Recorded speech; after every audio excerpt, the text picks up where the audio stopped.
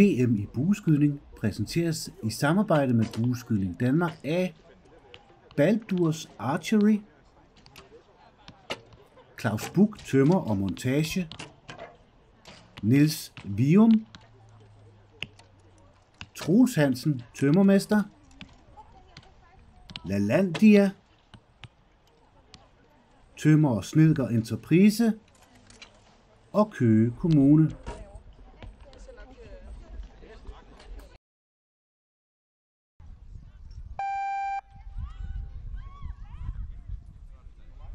Så er Pil i gang med compound. Damefinale på bane 1.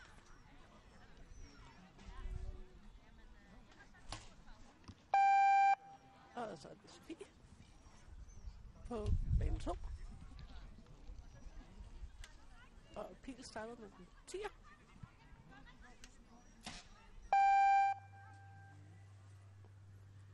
Og Sofie startede også med den 10'er.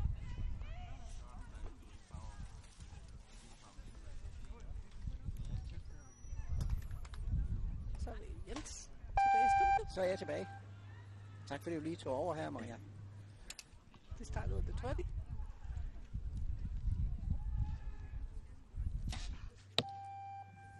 Og det var så ikke længere alternerende, når vi er over i compound.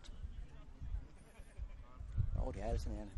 Jo, men ikke sæt skyder. Nej, det er ikke sætskydning. For det jeg prøvede at sige. Ja, det er rigtigt. Så Pil har fået 28.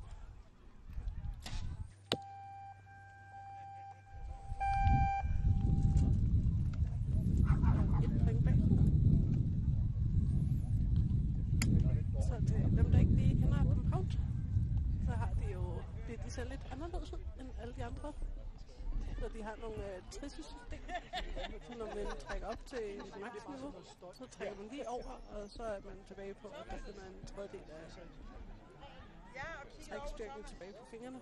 Så kan de stå og kigge lidt længere og holde den lidt længere, og det gør de også, kan I se på tiden. De bruger noget mere tid end både langbu og bagbu. Og Maria, du har jo selv skudt med compound på. Det har jeg, og jeg har faktisk også gjort det i dag. Og du har faktisk også gjort det i dag? Ja. Du skyder sådan lidt frem og tilbage med forskelligt.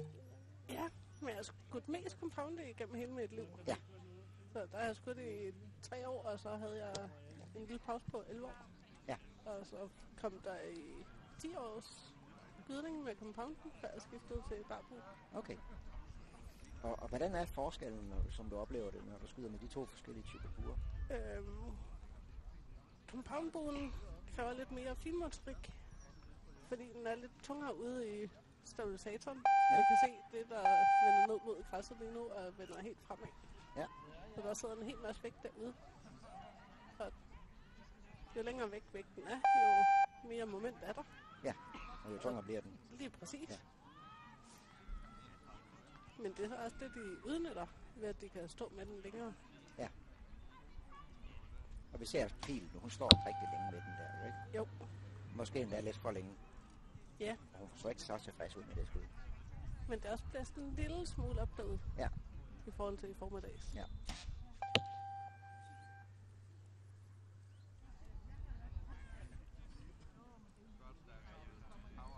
Og i modsætning til alle de andre buetyper, har de også en lille release stående i hånden, som de bruger til at fyre af med. Ja. Og 2 sigtemidler, et i strengen og et foran på buen. Ja. Så ligesom på en riffel nærmest, ikke? Jo, det er det. Så der legner man de 2 runde dele op mod hinanden. Ja, lige præcis. Og så er der jo forstørrelse ude i skåbet, ude foran. Ja. Og der er nogle af dem, som der kører med, at de også har noget clarifier, som de kalder det, der gør det lidt mere klart at se igennem inde i hullet, der er i strengen. Ja. Man kan tydeligt se, at nerverne spiller dem ind nu. Ja. Skulle det begge to af med en 8? Det sjove er, at næver i bueskydningen går jo også i knæene. Så det kan godt være, at man kan stå lidt roligt i overkroppen, men så ryster knæene, og så ryster hele kroppen. Ja, det er det. Man må jo sige, at når man har fået sig sat rigtigt og stillet rigtigt, så skal man jo helst blive stående. Ja.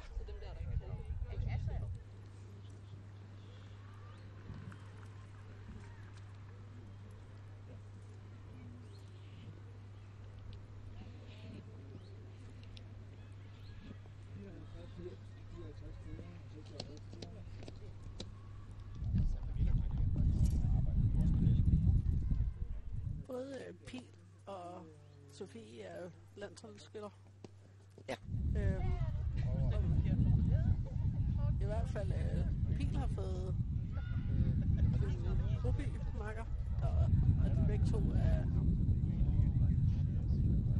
sponsoreret af Baldur's Archery, så de faktisk er ens tøjer på, også til den del. Men Christian, der har fået lov til at trække pil ud for Pil, er også landsholdsskytter og skudt både skive og 3D. Ja. Men nu kan vi så se, nu er det så faktisk Sofie, der fører.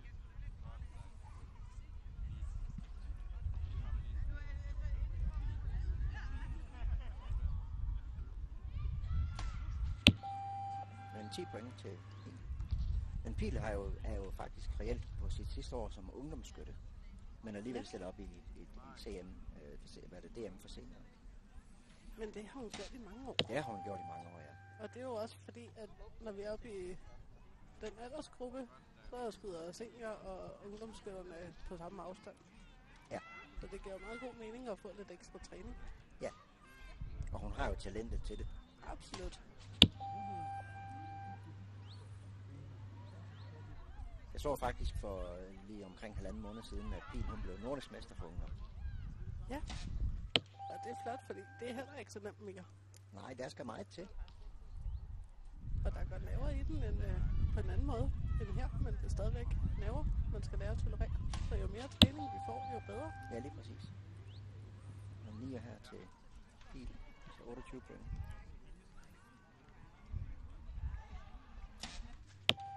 Og en 10'er til Sofie. Så Sofie er stadigvæk foran.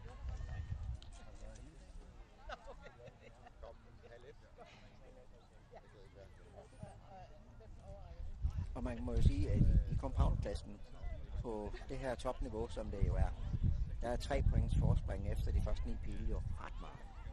Ja. Men man skal det er jo ikke afgjort, men det er stadigvæk en pæn forspring. Ja, men der kan stadigvæk komme en eller anden vind. Eller Ja. der kan komme noget teknik, der går i stykker. Ja. Der er jo lidt mere teknik, der kan gå i stykker på de her compoundbuer, Ja, det er rigtigt. end på både langbu og bakbu, vi har set tidligere.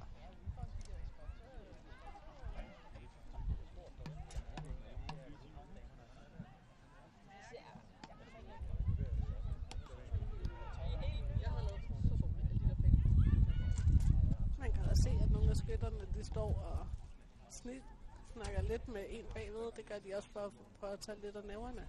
Ja, Dem, der ikke gør det, har enten noget kørende op i hovedet, hvor at de har en anden sætning, eller noget, hvor de tænker, hvad de skal, eller også så er de lidt mere under pres af deres egne næver. Ja. Men vi har Pil til at lægge ud igen. Ja. Man kan se, at hun har et back 10 release, som det hedder. Så hun holder på. Og den sad lige i midten. Det må man jo sige var et godt skud. Ja. Ja, så Pil, hun trykker faktisk ikke på nogen knap. Hun trækker bare ind, til den går af sig selv. Ja. Hun holder lige på en sikkerhedsknap, Ja. indtil hun er sikker på, at hun har nogenlunde inde. Ja. Men der fik hun hentet det ene point. Så kan man se, at hun fjerner fingeren, og så er det egentlig bare at trække den af. Som man siger, så enten så ændrer man lidt på håndstillingen, eller også så går den af ved ren af, at man øger spændingen. Ja. Og 9'er til Sofie. Hvor det ligner, at Sofie lidt mere måske kører med et tommelfingeraftræk. Ja. Så der gør hun lidt det modsatte Pil. Så der trækker hun op, hvor tommelfingeren ikke er på. Nej, der kan jeg se, hun har også backtension i dag. Men ellers så fungerer et tommelfinger-release ved, at man lægger tommelfingeren på, når man gerne vil trække den, eller få den til at gå af. Ja. Og så øger man langsomt spændingen, og så skulle det være nok til, at tommelfingeren lige laver det sidste pres til at få den til at gå af. Ja, så det er næsten det samme som på riffelskytter. Ja. Hvor man ligesom bare klemmer den. Absolut. Ja.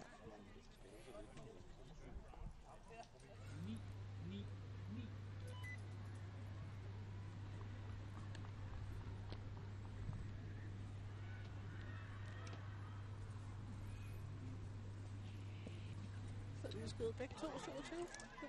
Så Pil er stadigvæk bagud med 3 point. Ja. Og jo længere vi kommer frem i matchen, jo sværere bliver den at hente. Ja. Det må man sige.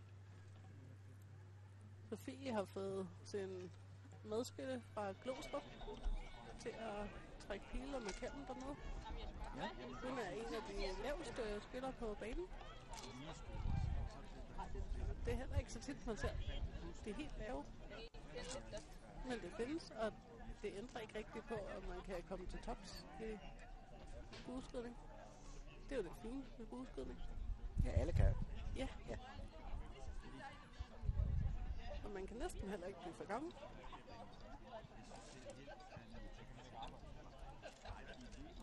Heller ikke, når man skal skyde internationalt. Nej, man ser jo faktisk mange internationale skydninger med ældre mennesker, så står og klarer sig rigtig, rigtig flot. Absolut. Især USA har rigtig mange internationale gode spillere. Men USA har faktisk også nogle flere aldersklasser, end vi har i Danmark. Jo. Vi har jo en mastersklasse, hvis man bliver 50, så er man jo i mastersklassen. Ja. Men i USA har man de jo en masters 50, og en masters 60, og en masters 70, og en masters 80. Jeg ved ikke, om de har en reel masters 90, men teorien har de vel. Pil lægger ud med en 9'er. Jeg kunne se, at hun rettede lige lidt på sit sigte. Det gør, hun mener, hun skyder lidt for lavt. Ja. Og en flot krydstiger til Sofie. Det må man sige. Man kan se på fladet bag ved Pil, at der er en lille smule blæst. Der burde ikke være nok til at kunne påvirke de her 2 skytter. Nej. Men det er stadigvæk kun 9. Men nerverne og blæsten og det hele, ja, det er jo nok det, der påvirker. Og alle, der kigger. En 10'er til Sofie. Og man kan sige, at de kan godt være vant til, at der er kamera på, men de er ikke vant til det til DM. Så det kan også være noget, de tænker over, som de burde gøre det. En rigtig, rigtig flot afslutning på pilskydningen.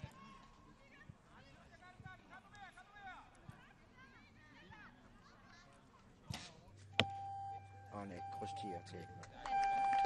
Jeg er ikke på 30 i det. Jeg er ligeglad med, hvem det står der.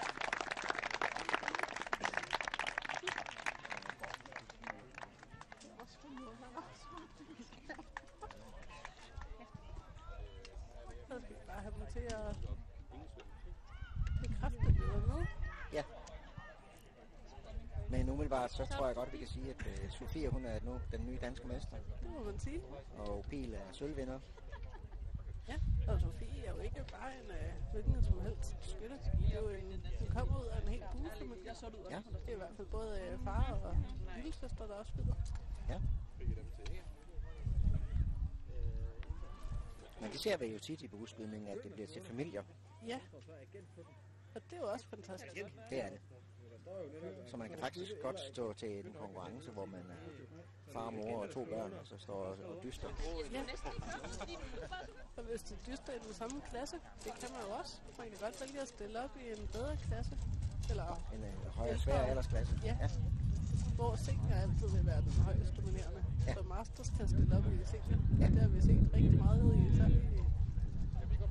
Ja, som vi også har set i barbueklassen i dag, der har vi set Maria, 14 år gammel, og stille op som senior. Ja. Og de 2 herrer, vi havde i guldfinalen, de er også begge 2 senior. Eller master hedder det, men stiller op som senior. Og nu vi taler om buefamilier, så kommer vores næste duellander, Mathias Føllersson, også en buefamilie. Hans far har skudt rigtig meget, også på landshold. Ja. Dog ikke med compound, men med recurve. Ja. Men han har faktisk været over til at skyde noget compound indendørs. Men der skal alligevel noget til at slå Sønneke, fordi ja. Ham vi ser i skærmen lige nu, han er jo rimelig højt op. Verdensrekordholder, og nummer 1 på verdensranglisten. Ja. Og har været, eller er verdensmester og europamester. Ja, så det er jo ikke hvem som helst, vi har her. Absolut ikke. Men hans modstander er jo bestemt også værdig. Det må man sige. Han er jo også hans træner. Men der har været i hvert fald. Ja. Så Så Martin Damsbo, han har jo været med i faktisk lige så længe som jeg har. Det vil sige tilbage fra omkring 94. Ja. Så hvor jeg tog en 11-års pause, der har Damsbo bare været i gang hele tiden. Ja. Og det er jo flot, at han stadigvæk kan holde sig op på Han er jo stadigvæk på meget højt niveau. Ja, og han er stadigvæk landsholdsskytter og skyder med. Ja. Og han var faktisk også den første skytte i verden, som var med til 50 World Cups. Ja. World Cups blev jo holdt rundt omkring i verden, og der er det jo kun topskytter, der kommer med. Det må man sige. Og han var så den første, der har været 50 gange. Ja, det er utroligt. Han er ikke engang fyldt 40 nu. Mathias lægger ud med en 10'er. Den er den vist ikke helt tilfreds med, hvis jeg kender ham ret. Så er jeg også helt ude i stregen. Jo. Ja. Og en 10'er til Martin også. Jeg tror, vi får en spændende kamp her, Maria. Det tror jeg også. Spørgsmålet er, hvem der er den første, der laver en 9'er. Hvis der er nogen af dem, der overhovedet gør det. Ja. For som jeg sagde før, så har Mathias Fullerton jo en verdensrekord, som han faktisk lige har fået. Ja. Eller, han har nok flere, men den nyeste er jo på 150 point med 13 X'er. Der havde vi så en 9'er. Der havde vi så en 9'er, ja. Og når vi taler om X'er og 10'er, så er der jo den der lille ekstra ring inde i 10'eren, som der er X'er. Ja. Og når vi er i compound-klassen, så tæller vi jo verdensrekorder, og ikke kun i antal 10'er, fordi den er jo på maksimum. Ja. Så der er vi nødt til at have krydserne med. Ja. Men man kan sige, at den indledende skydning, der er vi ikke helt på, det var en X'er. Ja. Men i kvalifikationsskydningen har vi jo ikke helt skudt fuldt hus endnu. Nej, men på finalerne Ja. er det jo flere, der har gjort det. Det er der. Inden der er jo så en anden side af sagen. Der har vi nemlig på fuldt hus. Ja. Og der er nemlig ikke forskel på X'er og 10'er, fordi der er kun den lille. Ja, der er kun en 10'er. For Ja. compound. Ja. Og indendørs på 18 meters afstand, så er den jo faktisk kun 2 cm i diameter. Ja, Så den er ret lille. det er den. Men til gengæld så er compoundskytternes pil op på 9,2 eller millimeter. Ja. Så den fylder også godt i landskabet. Ja. Og det gør de jo for at tage streger. Ja. Og nu er du nævnt familier. Nu kan vi så se for Martin Damsbo, hans pile, udtrækker og markør. Det er Erika Damsbo. Hun er også ud af en familie med bueskytter. Ja. Og de har så mødt hinanden med bueskydning. Det har de. Og så blev de gift. Nogle år siden. Og Erika er jo så nede fra Tasmanien. Ja. I Australien. Jeg tror, det er ved at være en 10-11 år siden hun flyttede til Danmark. Ja, det skal nok passe det der omkring. Måske lidt mere end det. Det ved jeg ikke helt. Nej, for det var noget med, at deres katte var omkring ved at blive 11 år. Og det passede med, at de fik den, da hun flyttede hertil. Ja.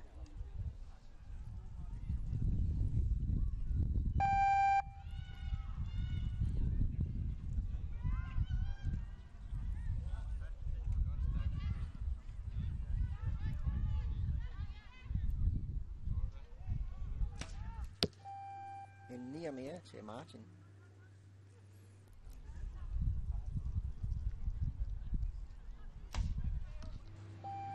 Og en flot 10'er til Mathias.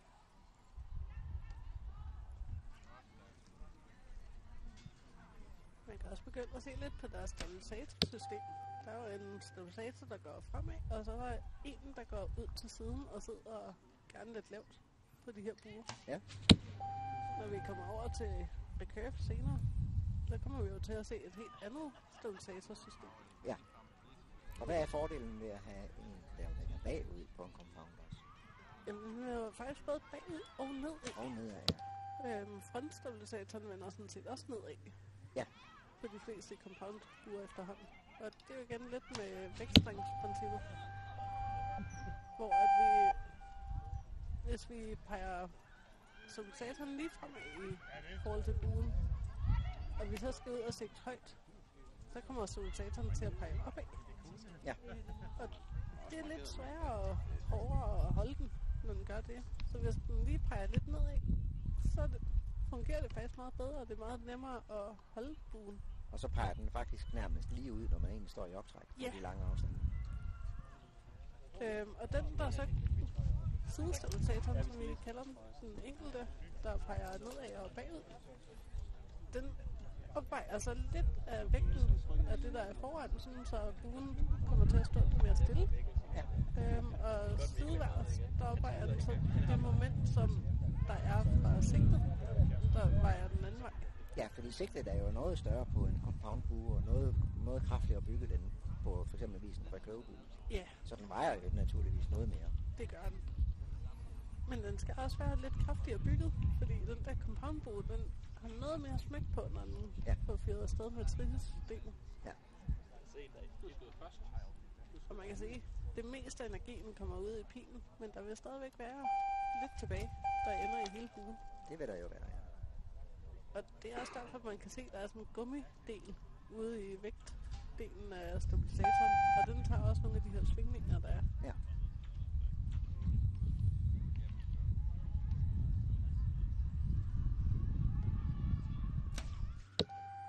Så kom han op og skyde. Han ser også lidt tilfreds ud. Vi kan se, Martin han har jo så nu skudt 4 nier i alt i den her runde match her. Og det var faktisk lige præcis det samme antal, som Mathias han skød i går på hele dagen. Ja, og det er jo ud af 72 pile. Ud af 72 pile havde Mathias 4 nier. Efter at de første 36 havde Mathias faktisk kun 1 nier. Ja.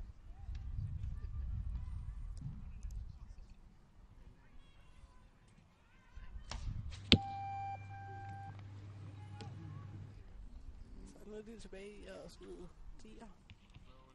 Det var også sådan, vi gerne ville have set dem. Ja. Men shoot-off ender det jo nok ikke med. Nej. Der skal gå meget galt nu for Mathias, for at det kan blive til det. Martin han er ikke helt tilfreds.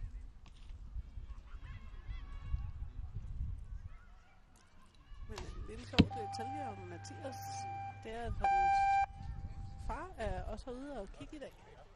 Og hans far har faktisk fødselsdag i dag. Okay. Jamen, så må vi sige tillykke med fødselsdagen til far. Ja.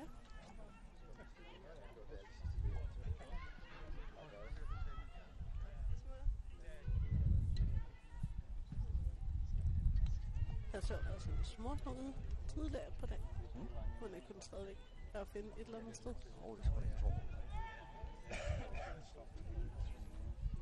De har jo ellers også hjulpet Mathias. Han var jo ikke særlig gammel, da vi startede. Så han skulle jo køres ud til alle stævner. Ja. Og han har været med til rigtig mange stævner. Ja. Men det er det samme historie, som Martin kommer med. Ja. Fordi han har jo også haft den til at føre ham frem.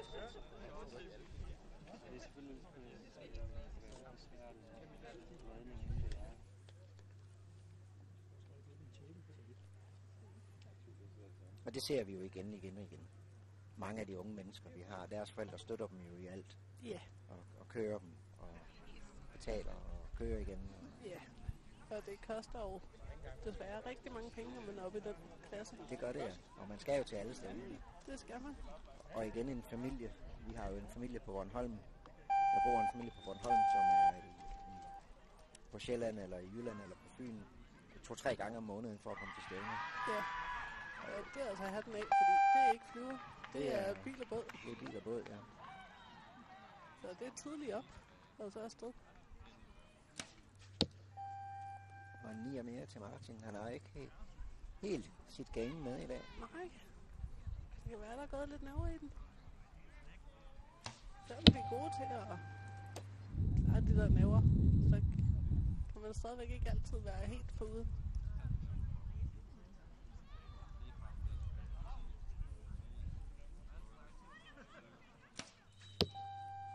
En 10'er. Men når vi nu snakker buffen, ja, så min mor startede efter jeg havde startet med at skyde. Ja, nogle gange går det jo den vej, at det er børnene, der starter, og så kommer forældrene på bagefter. Lige før jeg også tror, at det var det med Sofie.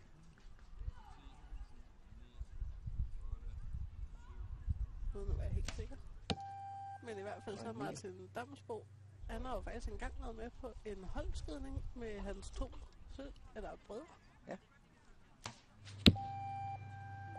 Og en 10'er.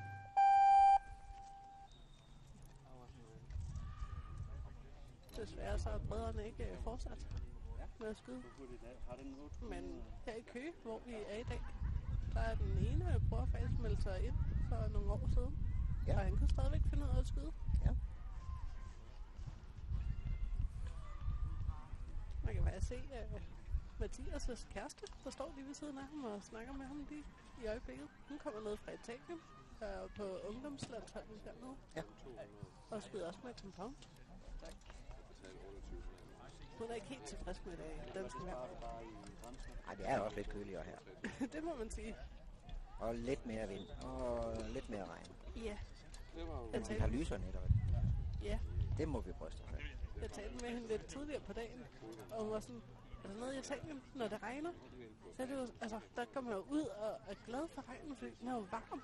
Her, der flygter man bare frem, fordi den er bare kold. Ja. Jeg tænker også, at vi har lidt mere regn i Danmark igen, nede i Italien.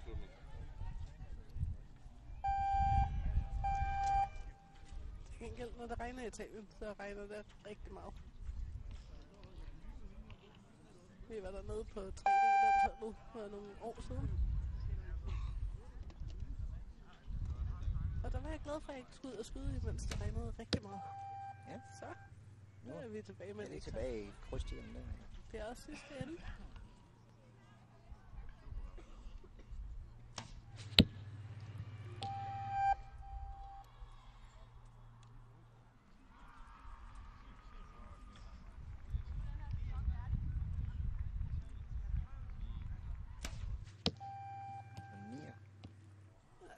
Sammen med Damsbo, han har også skudt en masse nier, så jeg tror heller ikke, at Mathias er helt tilfreds med alle de almindelige 10'er og udblivende ekser, han har fået skudt. Nej, han vil gerne have nogle flere krydstiger, ham. Mathias. Ja, altså hvor andre compoundskytter, de tænker nieren som en nier, der tror jeg lidt, Mathias kunne tænke, at 10'eren, det var lidt som andre tænker ni. Ja. Men der ser vi så den nye danske mester, Mathias Fullerson, og sølvvinder Martin Damsbo. Og Mathias er jo faktisk først lige i år rykket op og blevet rigtig sent. Ja, han havde jo ungdomsskytter sidste år. Sidste år. Så var han også skudt masser af seniorstævner. Ja. Første diffen er det, ja. Jeg skal ned i den anden ende.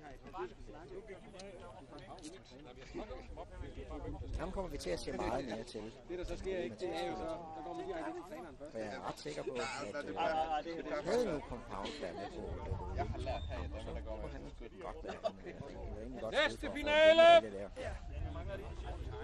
Compound mix! På! Skive 1! Fra Lyngby! Livia og Mathias. På skive 2. Tik. Det er Karoline og Martin. 2 af dem kommer løbende derovre.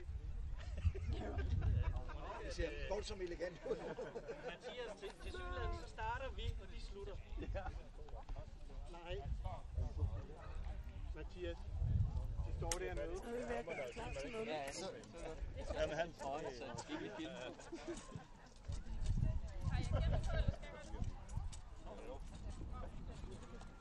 Hvor at de tidligere jo har skudt på en stor skive i langbu og barbu. Der får de faktisk 2 skiver i compoundbu. Så der skal sidde 2 pile i hver skive. Og hvis der sidder 3 i den ene, så er den ene misser. Og det er faktisk den bedste placerede pil, der bliver trukket fra.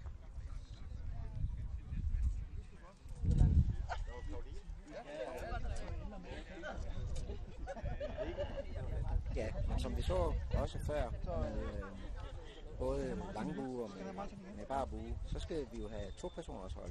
Og de skal skyde 2 skud hver, og så skal de skyde 2 mere, så de får 4 skud i alt på en runde.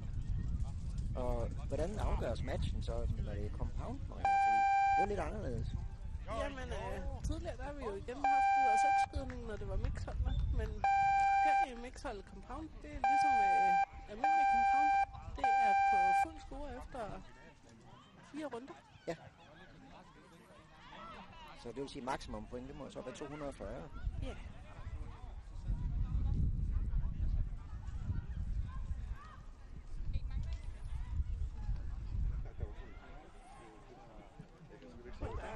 Begge hold de er så gavede, at der er det igen, hvem skyder flest eller hvem kommer først ud i nieren. Ja. Vi har bare den tid, vi har. Hvis man lige lægger mærke til det, så har både Martin Damsbo og Mathias, de har skiftet t-shirt nu. Og det har de, fordi når man skyder holdskydning, så skal man have den samme t-shirt på, som på sin marker. Starter på direkte. Ja. Ikke vente. Jeg skal nok sige sådan noget. Og de gør det så også, selvom de måske havde den samme, men hvis det ikke... Så man kan se, hvad klub de er fra. Ja, så de skifter over til klub-t-shirt. Jeg kigger den laver nok. Så vi har Karoline Jørgensen fra Tostrup, har dannet makkerpar med Martin Damsbo. Og så har vi Livia Witt fra Lyngby, som danner makkerpar med Mathias. Og det er jo meget spændende, at de har lavet damerne komme først. Ja. Og både Karoline og Livia er også ungdomsskytter stadigvæk reelt. Ja. Men stiller så op nu op i scenen. Stiller mig lige. Du bliver stående. Og de har begge to også skudt med, fra de var ganske unge. Det er lidt ærgerligt, at vi ikke har fået teknikken til at køre helt korrekt i mixfinalerne. Ja, men kompromis med at skyde 40 sekunder til hver, det virker. Ja. Og det passer også med, hvad de normalt vil cirka have. Men det er Karoline.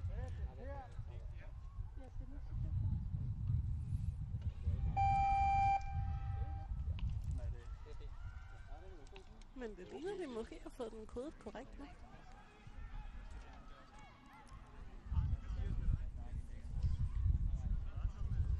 Så det forskellen er, det er, at før der har vi jo kørt 40 sekunder til 2 pile ad gang. Ja, lige Og præcis. nu bliver tiden stoppet, og så bliver den gemt. Eller det burde vi. Ja. Og så får det andet hold så lov til at gå frem og skyde fra den tid, som de havde stoppet på.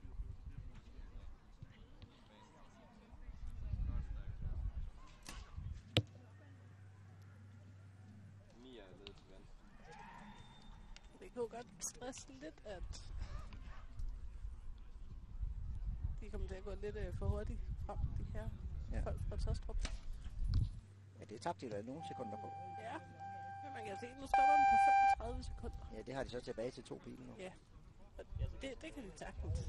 Det er jo ikke meget anderledes end de før. Nu er det gået lidt i stå i teknikken.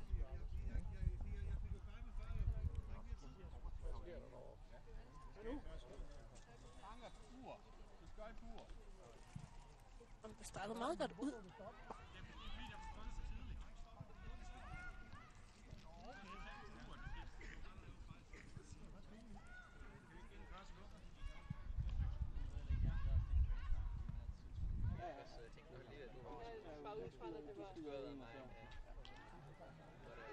Skal jeg se, der står lidt og snakker og hygger sig lidt. Det er også både lidt for at tage næverne, men også for at prøve at sige, vi kan ikke rigtig ændre på noget her. Ja. Og så er det bedre at snakke en lidt smule, end at blive sur på det hele. Og en af de gode ting ved bueskydning i et lille land som Danmark, det er, at vi kender jo alle sammen hinanden. Ja. Og betragter hinanden som gode venner og kammerater, og vi hjælper hinanden. Absolut. Jeg talte med en amerikansk skytte for mange år siden, som fortalte, at når hun var til stævne til international sammen med landsholdet, så var det ikke sikkert, at hun nogensinde havde mødt dem, hun skulle skyde sammen med, fordi de bor jo i hver sin ende af landet. Ja, og de må jo stadigvæk kun stille 3 skytter op i hver kategori. Ja, lige præcis. Selvom de er 100 gange så mange mennesker i landet, som vi er, så er det jo stadigvæk kun 3. Så, hvor vi kender jo hinanden, og vores landshold er jo, og man det skifter lidt en gang imellem en enkelt person eller to, så primært de samme mennesker, der er Ja. afsted hver gang, så de kender jo hinanden med noget. Det må man sige. Og sådan en som Damsbo, der jo også er med til at træne rigtig mange af vores compound landsholdsskytter, både de unge og de ældre. Han er jo går vældig op i at lære, at man skal holde den gode tone over for hinanden. Og han har jo faktisk engang vundet en pris for at være en fair play skytte, fordi at hans modstander i en finaleskydning havde fået tekniske problemer med sin bue. Og hvad gør Martin? Han låner sin reservebue til skytten, fordi Martin vil hellere vinde ved at have skudt mod en, end at vinde på papiret. Ved at den anden har troet sig. Ja, og det er jo den type Martin, han er. Ja, og den her Fairplay-pris, det var jo ikke faktisk bare en bueskydningspris, det var en alle sportsgrene til sammen verdens pris. Så det er jo kun ekstra flot. Ja, det må man sige.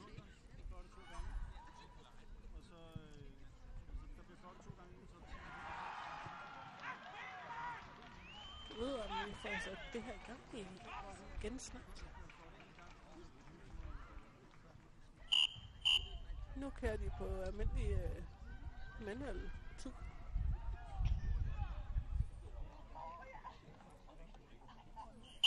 Og med fløjte. Så det ser ud som, at dommerne er blevet enige om, at de kører det med et almindeligt stopur og en fløjte. Det kan være lidt mere stressende for skytterne, når de ikke kan se, hvad tid er. Okay, jeg godt med. En krydstiger til Mathias.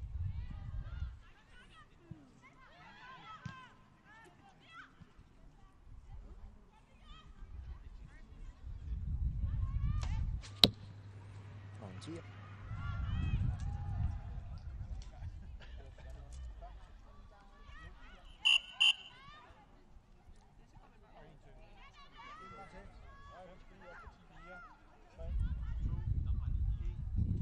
Vi prøver lige at finde ud af, hvad fin logikken er i det der system. Men jeg tror, der gik ged i det der ursystem før, fordi at de havde skiftet, og så skød Karoline jo ikke. Nej. Men nu kan vi se, at Tostrup, de skifter jo. Så de skyder en pil hver. Jamen, det er vel også det, man skal, ikke? Ja. Det gjorde de andre ikke. Nej. Men jeg tænker, at det har været på grund af den der tekniske detalje, så jeg tænker, at det Ja. kommer på plads af sig selv. Og en 10'er til Martin. Og som du jo lige sagde, det er jo fair play, så Det er det.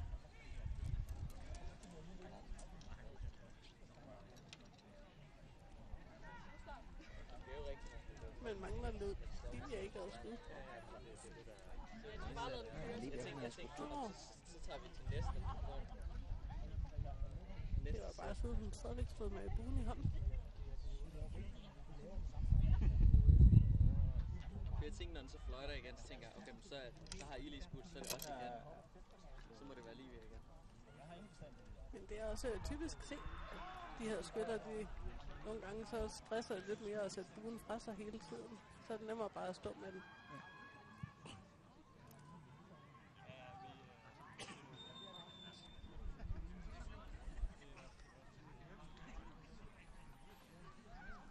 må vi se, om Martin han har fået sine krydstiger tilbage.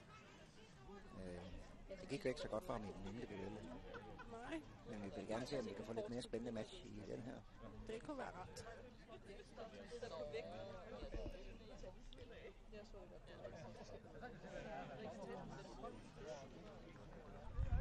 De står virkelig og kigger rigtig nøje efter pilen. Men nu er de ved at have ryddet dernede. Så 40-38 til Lyngby. Nu tror jeg, at dommerne vil instruere om, at de skal skifte.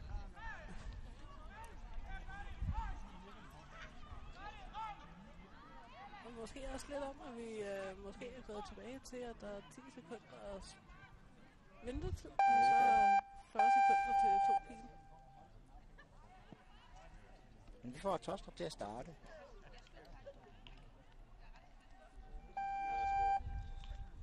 Og så prøver de teknik igen. Den startede i hvert fald på 80 sekunder. Den starter der på 80. Nu må vi se, om Karoline hun kan få sat en pil ind i midten. Ja, Og alt det her med, at tiden og systemet, det klokker lidt ind imellem. Det stresser jo også. Det gør det. Altså, det er jo kun ekstra flot, at hun lige går ud og leverer med ekstra. Ja, det må man sige.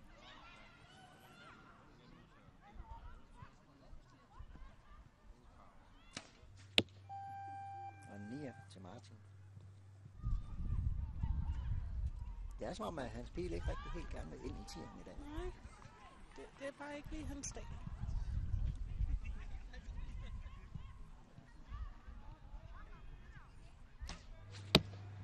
Og en krydstiger til lige knap en krydstiger. I hvert fald en liner.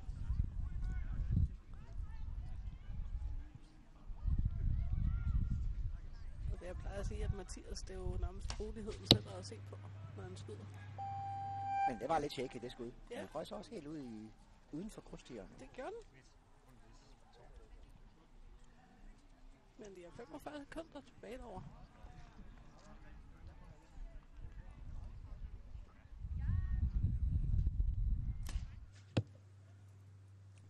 Men Lidt lav 9 til Karoline, men du det har er også godt kunne svinge skud. med den. Og sådan en bue, den starter med at køre lidt rundt. Og så bliver den faktisk rimelig rolig.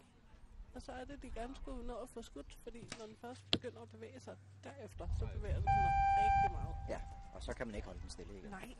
Og normalt så vil man have noget tid til at kunne trække ned. Men i det her game, hvor at der gennemsnit kun er 20 sekunder per pil, så er der ikke rigtig tid til at trække ned. Og hvis man gør det, så kan man tage lidt af tiden fra den anden skyt, der måske ikke har behov for at få mindre tid. Ja.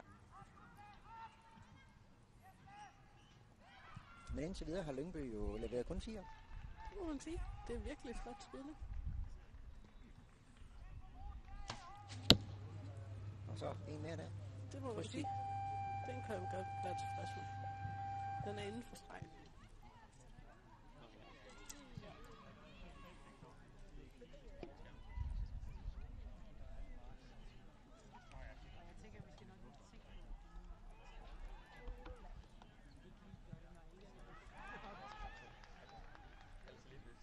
Man kan se, at Livia, hun får også lige en tår at drikke.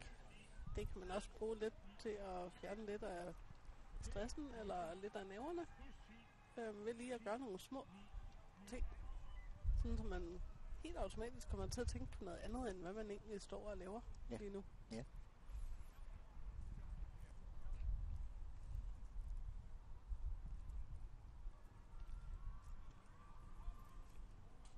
Og nu ved jeg også, at jeg har talt buefamilier tidligere, så Karolines far er jo faktisk dommer, og har været dommer til det her DM.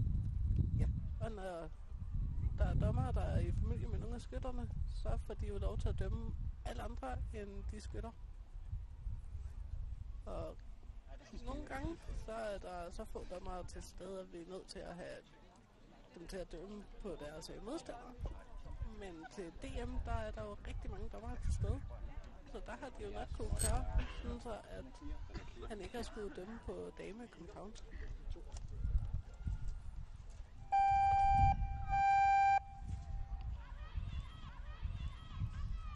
Og han er så heller ikke dommer ved den her match, naturligvis. Nej, naturligvis. Han har faktisk taget en t-shirt hen over sin dommerblusen, så man ikke kan se dommerblusen. Fordi den her gang, der er han jo bare opmuntrende og står og holder øje med sin datter, der er i gang med at skyde lige nu. 9.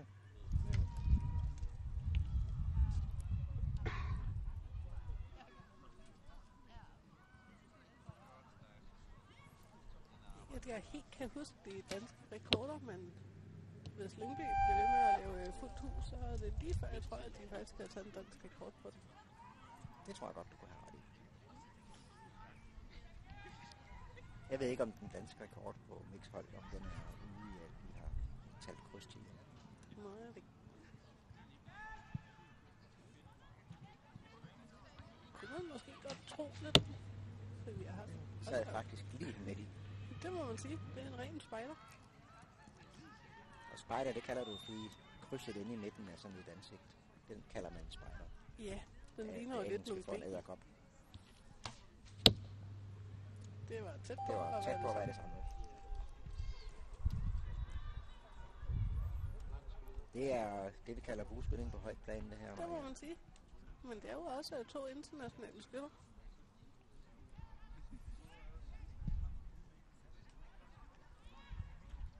Ja, så både Karoline og Livia er på vej til at blive internationale. Ja. Livia tog i mix-hold sammen med Niklas Bryl fra Argus i Odense til bronzemedalje ved Europamesterskaberne her for nylig. Mm. Og det er jo internationalt, så Det må man jo sige. Ikke ud til højre. Det får den lov til. Nu bliver den stående.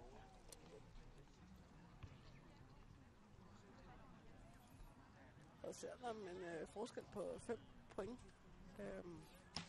en del i compound, så er der jo stadigvæk ikke mere, end hvad der bare skal være en enkelt pil, der... Ja, hvis release jammer eller et eller andet, ikke? Altså. Og det er jo derfor, de bliver ved med at skyde og gøre det med stor intensitet. Der var lige 4 krydstiger på den der. Det er flot skydning. Og ugen før, hvor Livia fik bronzemedalje ved Europamesterskab i mixhold, der blev hun jo lige nordisk mester også for hende. Jamen, det er jo så flot. Og det vil undre mig, hvis ikke både Karoline og Livia stiller op til de danske ungdomsmesterskaber i næste weekend. Det tror jeg da og håber på, at de gør. Der deltager jeg jo så som træner. Ja.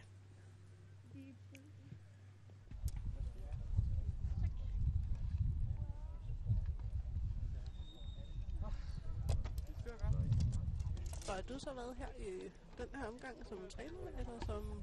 Jeg er faktisk kommet i dag kun egentlig som speaker. Men så kom jeg så tidligt, så jeg kunne nå at være træner lidt også. Og det er jo fantastisk. Og det er jeg sikker på, at der er mange af dine skytter, der har sat rigtig stor pris på. Det er der i hvert fald.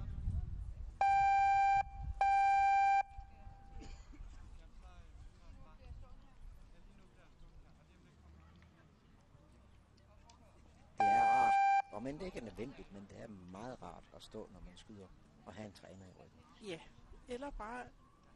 Eller en god ven. Ja, så man så i det tilfælde så vil ophøje til at være træner lige for en stund. Ja.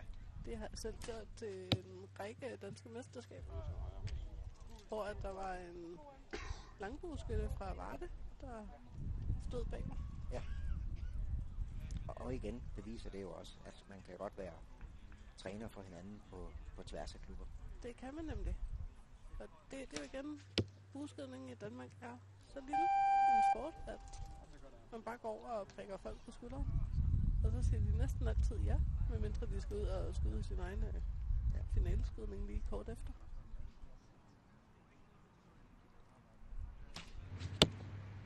En 10 mere til Livia. Så de fortsætter.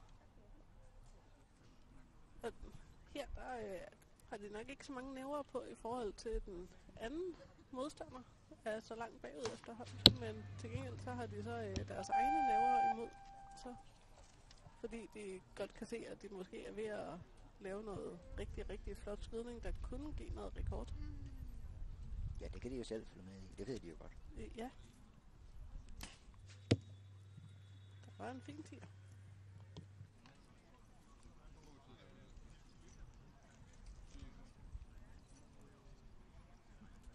Men jeg tænker faktisk nok, at Livia, hun har nok fået en masse coaching fra Mathias. Ja. Nu er de jo fra samme klub, så de kender jo nok hinanden. Det tænker jeg.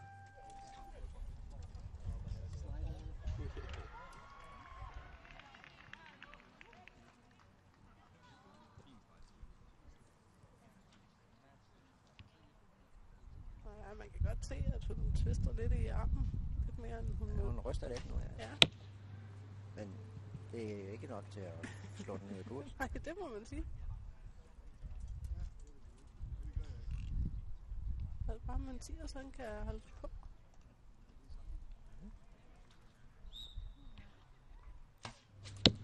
Det kunne han jo godt. Ja.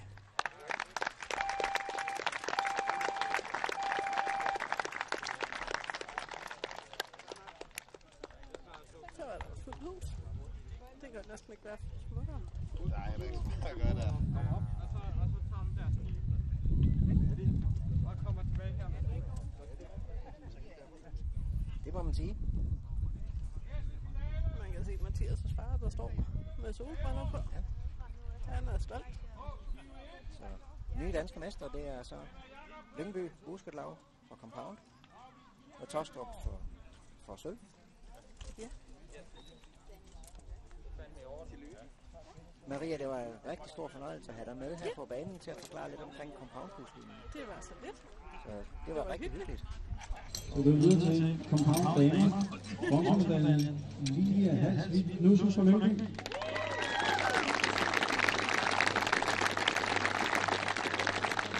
Sølvmedaljen til Pil Munk Carlsen fra Broby.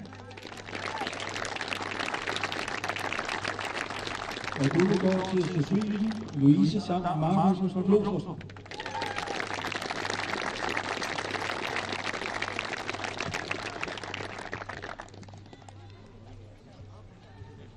Her på podiet, der har vi nummer 3 og nummer 2. Det er jo faktisk ungdomsskytter, Livia og Pil, som var med til Nordsmesterskab for landmåneds tid siden. Og efterfølgende var Livia med til Europamesterskaberne, hvor hun vandt en bronzemedalje i mixhold. Det var sammen med Niklas Bryd fra Aarhus. Og til individuelt Nordsmesterskab. Jeg var ikke imod Pil. Jeg tror, Pil det har så været, ja.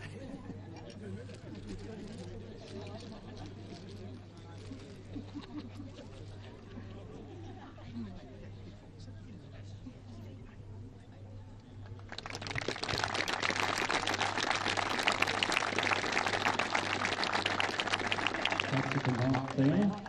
Så tager vi Compound Herrer. Bronzemedalje Martin Banger Jensen fra Odense.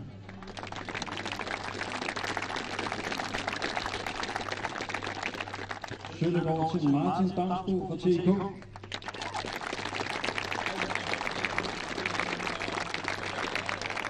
Og guldet Mathias Fullerton Lyngby.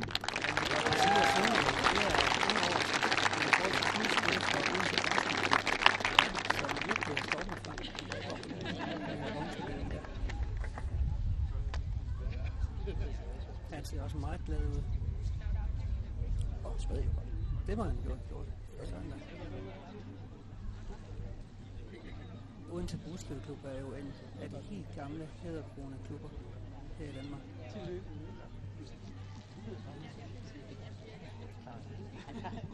Jeg er simpelthen født i min klar. Tillykke.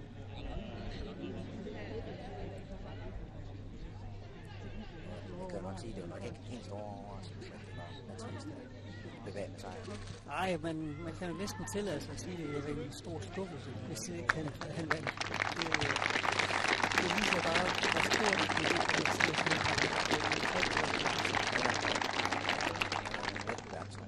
Tak til herren. Så er det Compound Mix. Bronzemedaljen.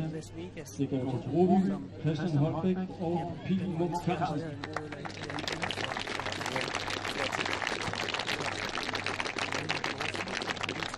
Sølv går til TIK, det er Martin Damsbo og Karoline Frederikke Lunde Jørgensen.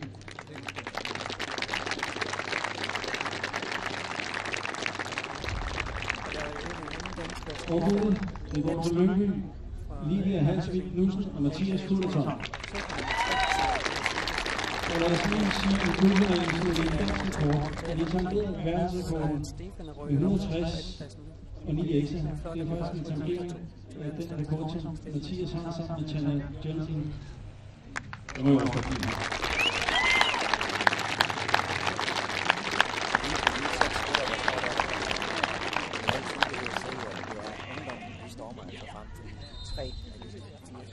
Seks skytter, der står der, de er jo officielt stadigvæk ungdomsskytter. Og Mathias Fullerton, som der står der, han blev senior i år. Sidste år var han også stadigvæk ungdomsskytter.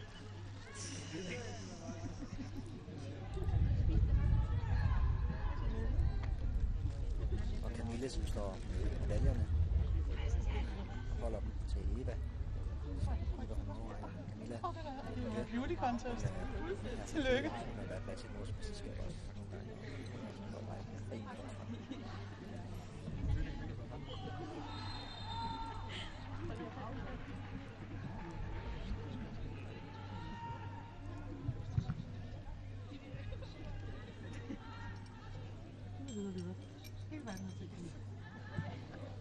Tillykke igen.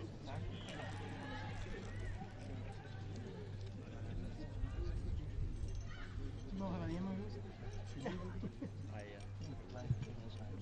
Tillykke.